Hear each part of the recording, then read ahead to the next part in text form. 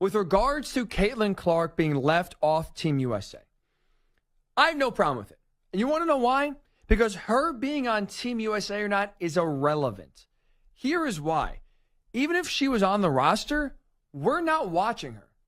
Because Caitlin Clark, right now, as we sit here, getting set for the Summer Olympics, she is not one of the 12 best WNBA players. She's not. We've seen it. She is struggling. There are players right now better than her, which means there are players more deserving to be on the Olympic roster than her, which means even if she was on the roster, she's not playing. She wouldn't be in the starting five. She's not one of the first, ladies off the bench. She realistically would be relegated to mop-up duty. And so if the only time we're going to see Caitlin Clark play in a Team USA uniform at the Paris Olympics coming up here in July is when they're beating Trinidad and Tobago by 40 points in the third quarter, is anyone actually watching by that point? No one is watching. Let's just be honest with ourselves. No one is carving out a summer night, especially on a weekend, to watch the third quarter of a game in which the score is probably 75-25 in favor of us because the U.S. women's team is just so dominant and so good, and the rest of the world, when it comes to women's basketball, is nowhere near our level. They blow everybody out. They beat every team by 50. They're going to win the gold medal easily.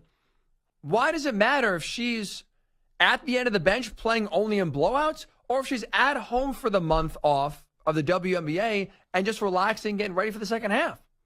To me, it doesn't matter. And so that's why I get frustrated. Not with her not being on the roster. I get frustrated with all the fake outrage that we saw the last 48 hours surrounding her being left off the roster. Everybody's saying, oh, WNBA, Team USA, what are you doing? No one's going to watch you now because Caitlin's not on the roster. They're lying to you because they weren't going to watch anyway, even if she was on the roster, because she was not going to play until the game was out of reach.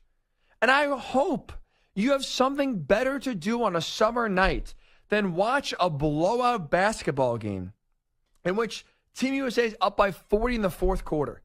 Do something else. Have a life. Enjoy it. That's what to me is frustrating. Everyone's sitting here pretending they were going to carve out 2.5 hours out of their summer night to watch Team USA play some no-name country in the Olympics, win by 50, and not see Caitlin Clark play till the score is well out of hand. Nobody watches garbage time in any sport. Don't sit here and pretend you're going to be locked into garbage time when Team USA is playing just because Caitlin Clark can finally get in the game.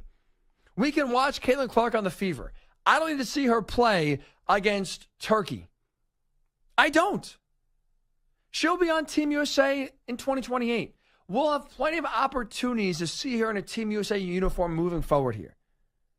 If she's not deserving of being on the roster, and right now, is she one of the 12 best WNBA players? I would say no. So the answer to her being on the roster, is she deserving or not, to me is no.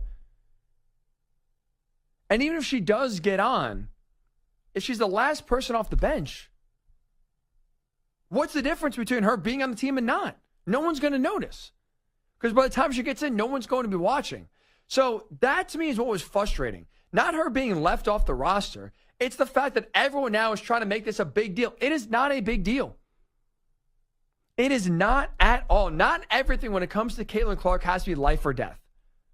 You want to know why she's setting viewership records and attendance records?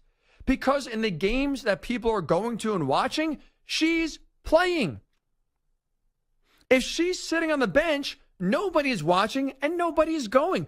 I'll speak for myself. Last week, she was in town playing the Liberty. I went. You know why I went? Because I knew she was playing in the game. I wanted to watch her play.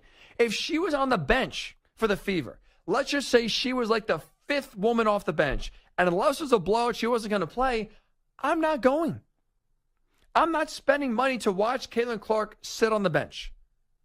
Just like you are not going to waste time in your summer watching her in a Team USA uniform sit on the bench.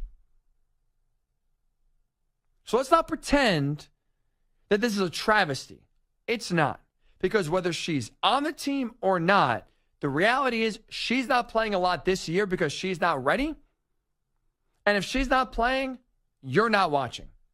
Don't sit here and try to sell me something that you're upset about a problem that you were never going to face in the first place.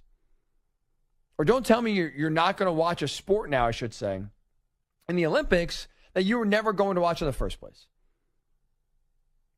The outrage, honestly, is just exhausting.